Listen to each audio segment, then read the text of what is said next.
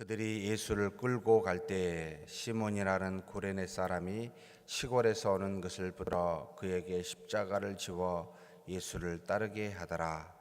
또 백성과 및 그를 위하여 가슴을 치며 슬피 우는 여자의 큰 무리가 따오는지라.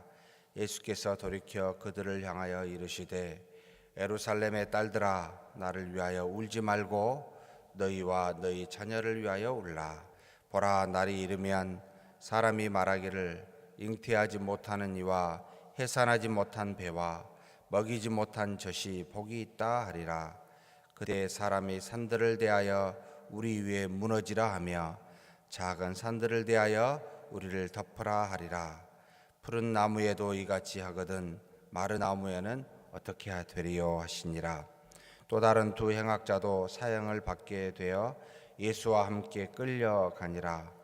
해골이라 하는 곳에 이르러 거기서 예수를 십자가에 못 박고 두 행악자도 그렇게 하니 하나는 우편에 하나는 좌편에 있더라. 이에 예수께서 이르시되 아버지, 저들을 사하여 주옵소서. 자기들이 하는 것을 알지 못함이니이다 하시더니 그들이 그의 옷을 나누어 제비 뽑을새. 백성은 서서 구경하는데 관리들은 비웃어 이르되 저가 남을 구원하였으니 만일 하나님이 택하신 자 그리스도이면 자신도 구원할지어다 하고 군인들도 희롱하면서 나와 신포도주를 주며 이르되 내가 만일 유대인의 왕이면 내가 너를 구원하라 하더라. 그의 위에 있는 유대인의 왕이라 쓴 패가 있더라. 달린 행악자 중 하나는 비방하여 이르되 내가 그리스도가 아니냐, 너가 우리를 구원하라 하되 하나는 그 사람을 꾸짖어 이르되 내가 동일한 정죄를 받고서도 하나님을 두려워하지 아니하느냐. 우리는 우리가 행한 일에 상당한 보응을 받는 것이니 이에 당연하거니와 이 사람이 행한 것은 옳지 않은 것이 없느니라 하고 이르되 예수여, 당신의 나라에 임하실 때 나를 기억하소서 하니 예수께서 이르시되 내가 진실로 내게 이르노니 오늘 내가 나와 함께 원에 있으리라 하시니라. 때가 제6시쯤 되어 해가 빛을 잃고 온 땅에 어둠이 임하여 제9시까지 계속하며 성소의 휘장 한가운데가 찢어지더라. 예수께서 큰 소리로 불러 이르시되 아버지, 내 영혼을 아버지 손에 부탁하나이다 하고 이 말씀을 하신 후 숨지시니라. 백부장이 그 된 일을 보고 하나님께 영광을 돌려 이르되 이 사람은 정령 위인이었도다 하고 이를 구경하러 모인 무리도 그 된 일을 보고 다 가슴을 치며 돌아가고 예수를 아는 자들과 갈릴리로부터 따라온 여자들도 다 멀리 서서 이 일을 보니라. 아멘. 누가복음 23장은 예수님이 십자가 못 박혀 죽으신 상세히 기록되어진 하나님의 말씀입니다. 세밀하게 하나하나 보면 참 여러 가지 의미가 이 안에 담겨 있습니다만 대략적으로 한번 살펴봤으면 좋겠습니다. 먼저 예수를 잡은 무리들이었던 대제사장들과 성전 경비병들은 예수님을 데리고 가장 먼저 대제사장의 집에 가게 됩니다. 이게 22장 후반부에 나와 있는데 그 앞에서 아마 이 시각이 상당히 늦은 시각 또는 새벽쯤이라고 보고 있습니다. 새벽쯤에 이 공회 앞에 서게 되는데 여러 백성의 장로들과 당시 사례드린 공회라고 예루살렘에 약 70명 정도가 존재했는데 불러서 이 예수님을 심판하게 됩니다. 너가 그리스도이거든 우리에게 말하라, 이렇게 대제사장이 이야기합니다. 예수님께서 뭐라고 말합니까? 내가 말할지라도 너희가 믿지 아니할 것이요 내가 물어도 너희가 대답하지 아니할 것이니라 라고 하면서 그러나 이제부터는 인자가 하나님의 권능의 우편에 앉아 있으리라 하시니 전부가 다 이 말을 듣고 그러면 내가 하나님의 아들이냐? 대답하시되 너희들이 내가 그라라고 말하고 있느니라. 이 말을 듣고 그들이 말하기를 더 이상 무슨 증거가 필요하냐? 이 사람이 자기를 하나님 우편에 있고 아들이라고 이야기하는데 무슨 증거가 필요하느냐? 율법에 하나님을 모독하는 죄는 돌로 쳐 죽이라는 그와 같은 죄가 있는데 어찌 감히 사람이 하나님의 아들이라고 말할 수 있느냐라고 지칭하여 결국은 모든 이 말을 듣고 있는 사내들은 공회에 더 이상의 증인과 신문이 필요 없다 이 말을 듣고 그래서 그들은 이 공회의 심판을 끝내고 그리고 그 무리가 다 일어나 예수를 끌고 빌라도에 데리고 갑니다. 왜 이렇게 빌라도에게 데리고 갔을까? 그들의 율법에 따라 바로 돌로 쳐 죽일 수 있음에도 불구하고 그들은 이 예수를 빌라도의 손에 죽이려고 데리고 갑니다. 얼마든지 그렇게 할 수 있음에도 불구하고 왜 그랬겠습니까? 그들이 가지고 있는 생각 속에 이 예수가 참으로 하나님의 아들이요 그리스도라는 그 사실에 어쩌면 두려운 마음도 있었지만 그의 행한 모든 일들이 바로 의로운 자로서 죄를 찾을 만한 것을 없음을 스스로 알기에 그들의 손에 피를 묻히기보다는 이방인의 손, 당시에 로마의 정치적 가장 큰 우두머리였던 총독 빌라도의 손을 빌어서 죽이고자 그들의 마음속에 그렇게 생각했던 것이지요.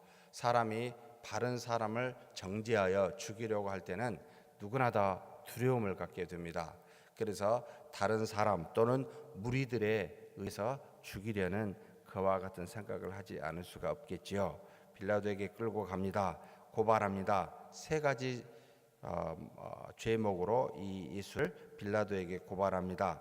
23장 2절에 나와 있는데 우리 백성을 미혹했습니다 라는 죄와 두 번째로 가이사에게 세금 바치는 것을 금하게 했습니다. 그 다음에 세 번째로 자칭 왕 그리스도라 하도이다 라고 이렇게 이야기합니다. 이 세 가지 다 어느 것 하나 제대로 된 진실된 증거가 없습니다. 예수님은 단 한 번도 백성을 미혹한 적이 없습니다. 하나님 나라를 전하며 그들의 병과 귀신 들린 자를 고치고 쫓아냈었던 오히려 백성의 문제를 해결해 주었고 오히려 백성의 인기를 얻었었던 그와 같은 분이셨죠. 그러나 대제사장들의 눈에는 백성의 인기를 가지고 가는 한마디로 미혹하게 보였을지 모르겠습니다만 그렇게 정죄합니다. 두 번째로는 가이사에게 세금 바치는 것 금한 적이 없이 가이사의 것은 가이사에게 하나님의 것은 하나님에게 주라라고 가르쳤음에도 불구하고 그들은 거짓을 이야기하고 있지요. 왜냐하면 빌라도가 이 사람을 죽일 만한 명목이 필요한데 하나님의 아들 그리스도라라고 말하는 것 가지고는 안 되기 때문에 백성을 미혹해서 혼돈케 한다. 그 다음에 가이사가 걷는 세금을 반대한다. 또는 유대인의 자칭 왕 그리스도라 한다라고 하면서 그리스도란 말하기 전에 왕이라는 표현을 써서 정치적으로 민감하게 표현함으로 빌라도로 하여금 이를 정죄하여 죽이도록 그렇게 고소하게 되지요. 빌라도가 묻습니다. 내가 유대인의 왕이냐? 라고 말하니까 예수님이 대답합니다. 내 말이 옳다. 당당하게 이야기하죠. 그런데 재밌게도 빌라도가 대제사장들과 이렇게 잡아온 무리들에게 이야기합니다. 내가 보니까 이 사람의 죄가 없다. 무리가 더욱 강하게 이 말에 대해서 반발하고 말합니다. 그가 온 유대에서 가르치고 갈릴리에서부터 시작하여 여기까지 와서 백성을 소동하게 한다. 그래서 빌라도가 생각하기를 이 사람이 갈릴리 사람이네. 그러면 지금 이 예루살렘에 잠시 와 있는 갈릴리의 분봉왕 헤롯에게 보내는 것이 낫겠네. 쉽게 말하면 골치 아픈 일은 내가 안 하고 이 바로 헤롯 왕에게 보내는 것이 낫겠다라고 생각하여 헤롯에게 보냅니다. 헤롯이 예수를 보고 되게 기뻐했습니다. 왜냐하면 이미 예수의 소문을 듣고 알고 있었기 때문에 그가 무슨 기적을 행하는지 그 이적을 한번 봐보고 싶어서 이 예수를 보고 기뻐했습니다. 그러나 어떤 말로도 답하지 않고 아무 말도 하지 않는 침묵하는 이 예수님을 보고 결국은 다시 예수를 희롱하여 빛난 옷을 입히고 빌라도에게 다시 보내게 됩니다. 예수님께서 대제사장들, 그 다음에 빌라도, 그 다음에 헤롯, 다시 빌라도에게. 다시 말하면 그 짧은 아침에 예수님께서 당시에 권력자라고 하는, 세상에 있는 권력자라고 하는 모든 사람들 앞에 서서 자신들의 말로, 고발하는 사람들의 말로 이는 그리스도라는 말을 지칭케 하게 됩니다. 하나님의 놀라운 섭리이기도 합니다.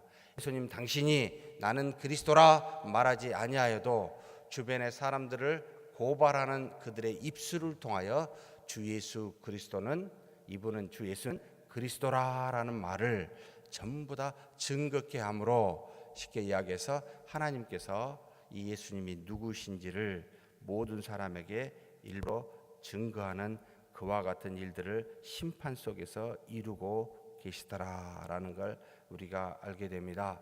사랑하는 성도 여러분, 우리가 입을려 예수님을 그리스도라, 하나님의 아들이라 나가 증거하지 아니한다면 하나님께서 누구를 통하여? 돌들을 명하여 얼마든지 그와 같은 일을 하실 수 있는 분임을 우리는 기억해야 됩니다. 그러니 고발하는 입술을 통하여 그리스도를 증거하는 이 하나님, 정말 믿는 믿음의 자녀들인 우리 입술을 통하여 증거함이 마땅하지 않겠습니까? 그러니 그와 같이 복음을 증거하는 저와 여러분이 됐으면 좋겠습니다. 빌라도가 다시 이 예수님을 심판합니다. 3번에 걸쳐서 묻습니다. 그때마다 죽일 죄가 없을 알고 그냥 때려 넣고 싶었어요. 때려서 놔놓고 싶었음에도 불구하고 많은 사람들이, 특별히 대제사장과 그를 따르는 서기관들이 강하게 반발하여 그들을 이 빌라도의 의지를 꺾게 됩니다. 18절에 보니까 무리가 일제히 소리질러 이르되 이 사람을 없이 하고 바라바를 우리에게 놓아주소서라고 이야기합니다. 빌라도는 예수를 놓고자 하여 다시 그들에게 말합니다. 그러니까 21절에 그들은 또 소리질러 이르되 그를 십자가에 못 박게 하소서, 십자가에 못 박게 하소서. 전부가 다 하나님께서는 심판하는, 고발하는 자들의 입술을 통하여 하나님의 뜻을 다 증거하고 드러내고 있습니다. 그리스도라 지칭하게 하고 이제는 이 예수를 십자가에 못 박게 해달라고 그들의 입술을 통하여 다시 증거하는 일들이 나타나게 됩니다. 하나님께서는 믿는 자뿐만 아니라 믿지 않는 자도 역사하여 주관하시는 놀라우신 하나님, 합력하여 선을 이루시는 하나님임을 우리는 기억해야 됩니다. 결국 그들이 큰 소리로 재촉하여 십자가에 못 박기를 구하니 그들의 소리가 이기게 됩니다. 사랑하는 성도 여러분, 세상에서는 큰 소리 치는 사람이 이기게 되어 있습니다. 그러나 교회에서는, 믿음의 사람들에게서는 어떤 사람이 이길까요? 주 예수 그리스도와 같이 침묵하며 모든 고난과 역경 그대로 받아들이는 사람이 이기는 겁니다. 그러니 교회 안에서도 큰 소리를 치는, 세상의 원리를 따라 사는 그와 같은 어리석음이 없어야 됩니다. 밖에 나가서는 무리로, 숫자로, 큰 소리로 이기는 것이 그들의 원리지만 우리는 침묵하는 것이, 그리고 무엇든 어떤 고난과 역경이든 비난이든 주님과 같이 받아들이는 것이 믿음의 원칙이다. 결국은 이 빌라도가 그들이 구하는 대로 언도를 하고 이제는 그들의 뜻대로 하도록 내버려 두게 됩니다. 예수님께서 이제는 십자가에 못 박혀 이제 해골이라는 골짜기에 가기까지 십자가를 가지고 가게 되는데, 거기에 26절에 시몬이라는 구레네 사람이 시골에서 오는 것을 붙들어서 강제적으로 이 십자가를 그에게 지우게 됩니다. 그래서 예수님을 따라가게 됩니다. 참 재밌게 표현되어 있습니다. 시몬이라는 구레네 사람, 이것은 다른 마가복음에 보면은 알렉산더와 루포의 아버지라고 굉장히 자세하게 다 기록이 됩니다. 왜 이렇게 마가가 기록하였을까? 후에 여러분이 나중에 로마서를 읽어보게 되면 그 로마서에 루포의 이름이 나타나게 됩니다. 로마 교회에 굉장히 중요한 지도자로 이 루포가 등장하게 되는데, 그의 아버지 이 시몬이라는 사람이 예수님께 전혀 상관없이 예수님의 십자가를 그냥 길 가다가 붙들려서 메고 가게 되는, 이와 같이 아무 자신의 의지와 상관없이 주의 일에 동참하게 된 사람이라 할지라도 하나님께서는 그와 그의 자녀들에게 은혜를 베푸사 로마 교회의 지도자가 되게 하는 놀라운 역사가 존재하게 되고 우리에게 그것을 보여주고 있습니다.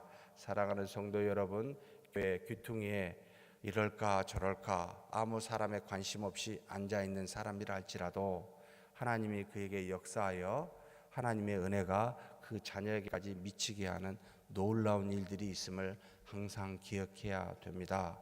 어느 누구도 하나님께서 그 영혼을 누구는 귀 누구는 덜 그런 사람은 존재하지 않습니다. 하나님께서 아무 자신의 뜻 없이 상관없이 오다가 붙들려서 예수님의 십자가를 지웠었던 이 시몬도 그의 자녀들에게 은혜를 베푼 것과 같이 우리 교회에 잠시 왔다가 잠시 가는 사람이라 할지라도 하나님은 반드시 기억하시고 그 은혜를 베푸시는 분임을 우리는 알아야 됩니다. 그와 같이 은혜를 베풀었는데 이뿐만이 아니지요. 예수님과 어쩌면은 별 상관이 없는 사람일지도 모르겠습니다만 50절부터 읽지 않은 56절까지의 사람 중에 공회의 의원인 바로 아리마대 요셉이라는 사람도 등장하게 됩니다. 아리마대, 유대 지방의 아리마대라는 동네에서 살았었던 요셉인데 사내들인 의원으로서 상당히 고위직에 있었던 젊은 사람으로 보입니다. 이 요셉은 그들의 사내들인 공회에 예수님을 심판했었을 때 그들의 결의와 행사에 대해서 찬성하지 아니했었던 사람이라라고 51절에 기록하고 있습니다. 그러면서 그가 무엇을 말합니까? 바로 의로운 사람이라라고 선한 사람이라라고 말하면서 하나님의 나라를 기다리고 있던 자로서 그가 예수님의 바로 죽은 시체인 이 예수님의 시체를 바로 한 번도 장사한 일이 없는 바위에 판 무덤에 넣어두게 되는 일을 하게 됩니다. 하나님께서 정말로 죽으시면서까지 사람을 깨우시는 것을 보게 됩니다. 평소에 살아있을 때는 자신의 이름을 드러내지 못해서 주 예수 그리스도에 대해서 분명하게 하나님의 아들이라고 증거하지 못했던 이 요셉을 다시 깨워 이제는 죽은 예수님의 시체라도 그가 세마포로 싸고 장사한 일이 없는 바위에 판 무덤에 넣어두는, 그래서 그의 믿음을 깨우는 놀라운 역사도 우리가 보게 됩니다. 사랑하는 성도 여러분, 예수님께서 계시는 곳마다 또 말씀하시는 곳마다 초자연적인 역사가 일어나게 됩니다. 그런데 44절부터 56절까지 가만히 이렇게 살펴보면 예수님을 향하여 늘 따라온 부류가 있었습니다. 여기에 정말 놀랍게도 12명의 사도들은 어디도 등장하지 않습니다. 예수님께서 십자가에 못 박히실 때, 죽으실 때 그들은 과연 어디에 있었을까? 바로 죽으시기 전날 밤 6월절 날 바로 감람산에서 예수님께 잡혔을 때 그 뒤로는 이들은 그들의 목숨이 위태롭다는 이제는 생각 속에 예수님과 더불어 이제는 가까이 하기보다는 멀리 떨어져 유일하게 따라갔었던 베드로를 제외하고 전부가 다 마가의 다락방에 물 꼭 닫고 숨는 그와 같은 비겁함을 보이게 됩니다. 3년을 넘게 예수님과 동고동락했었던 이 사도들은 이 생명의 위험 앞에 그들의 목숨을 부지하기 위하여 인간적으로 이해가 됩니다. 그러나 그 예수님을 이 십자가에 못 박혀 죽으신 날까지도 그 앞에 나타난 사람이 없습니다. 딱 한 사람이 나타나죠. 가장 나이가 어렸던, 아마도 세상의 분별이 잘 안 됐던 모양이에요. 목숨이 위태로움을 잘 몰랐는지도 모르겠습니다. 어려서 10대라고 보입니다. 가장 나이 어린 예수님의 사도 요한이지요. 요한복음과 요한 1, 2, 3서 계시록을 썼었던 그는 예수님의 죽으심을 목도하게 됩니다. 그런데 이 사람들보다 계속해서 상관없이 예수님을 따라다녔던 무리가 있습니다. 누구지요? 바로 49절에 나타납니다. 예수를 아는 자들과 무명이다. 그 다음에 놀랍게도 갈릴리로부터 따라온 여자들이라는 표현을 쓰고 있습니다. 갈릴리로부터 따라온 여자들도 다 멀리 서서 이 일을 보니라. 예수님의 어머니 마리아, 막달라 마리아, 그 다음에 살로메, 이러와 같은 여자들이 예수님의 부활 때 등장하게 되는데, 바로 여기 갈릴리로부터 따라다닌 여자들이 예수님의 그 십자가의 죽으심까지 목도하고, 그뿐만이 아니라 아리마대 요셉이 바로 자신의 무덤 속에 넣은 것까지 다 확인하는, 정말로 눈에 보이지 않고 무명이었던 사람들이 예수님을 끝까지 따르게 되는 것을 우리는 보게 됩니다. 참 이 땅에는 귀한 하나님의 자녀들이 많구나라는 생각이 듭니다.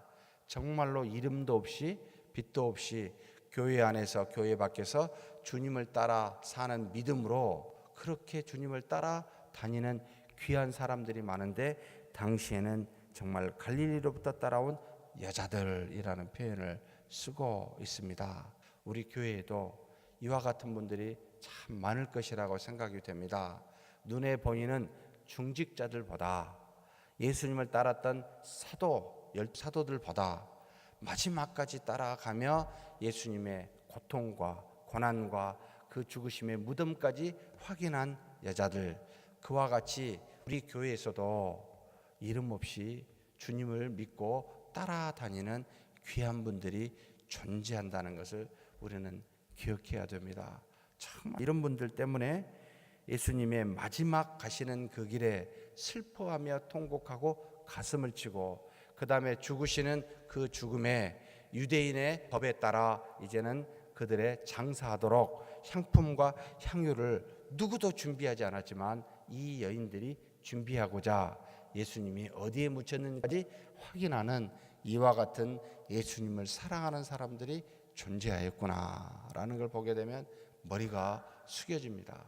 사랑하는 성도 여러분, 우리가 이런 사람이 되었으면 좋겠습니다. 이름을 드러내기보다 주님을 끝까지 목숨을 위험하더라도 따라가며 그분을 믿는 믿음의 사람, 정말 귀한 여자들이었습니다. 무슨 일을 했습니까? 예수님과 12사도들이 먹고 살 수 있도록 지속적으로 그들을 보살펴 주었었던 사람들이기도 합니다. 사랑하는 성도 여러분, 주님을 사랑한다는 것은 우리를 위하여가 아니라 우리의 생명이 위험하다 할지라도 주님이 죽으시는 것까지 확실하게 시체가 어디에 있는 것까지 확인하며 끝까지 따라가는 이와 같은 믿음, 이와 같은 사랑이 진실된 사랑이 아닐까요? 내 자신을 위하여, 내 인생을 위하여, 또는 내 문제를 위하여, 내 자녀를 위하여, 내 가족을 위하여 내가 예수님을 믿는다면 여러분, 그것은 어쩌면 이기적인 그와 같은 어린 믿음의 사람이 아닌가라고 생각이 됩니다. 저와 여러분이 멀리 갈릴리로부터 따라온 여자들이 되기를 주의 이름으로 축복합니다. 하나님 아버지, 감사합니다. 이 땅에 살면서 주님을 해하고 정말 소리 지르며 술을 가지고 위협하여 죽이는 무리가 있는가 하면 정말 생명의 위험에도 불구하고 멀리서부터 갈릴리로부터 주님을 따라 주님이 죽고 십자가에 못 박히시며 무덤에 묻히시기까지 따라다니는 여인들과 같은 믿음의 사람들이 있음을 우리가 보게 됩니다. 하나님, 우리가 주님을 향하여 정말 십자가에 못 박혀 죽이라 라는 그런 무리에 속하지 아니하고 주님을 향하여 가슴을 치고 통곡하며 주님을 끝까지 따르는 그와 같은 무리에 속하게 해주신 것 감사합니다. 그러나 이 믿음이 우리 자신을 위하여, 우리 가족과 그 어떤 것을 위하여 갖는 믿음이 되지 않게 하여 주시고, 정말로 내 목숨이 위험하다 할지라도 순수한 마음으로 주님을 사랑하는 그 무덤까지 따라가는 그와 같은 믿음이 될 수 있도록 우리를 붙들어 주시옵소서. 우리 교회가 이와 같이 이름도 빛도 없이 묵묵히 주님을 따르는 그와 같은 믿음의 사람들이 많아질 수 있도록 주께서 은혜 내려 주시옵소서. 감사하고 우리 주님 예수님의 이름으로 기도하옵나이다. 아멘.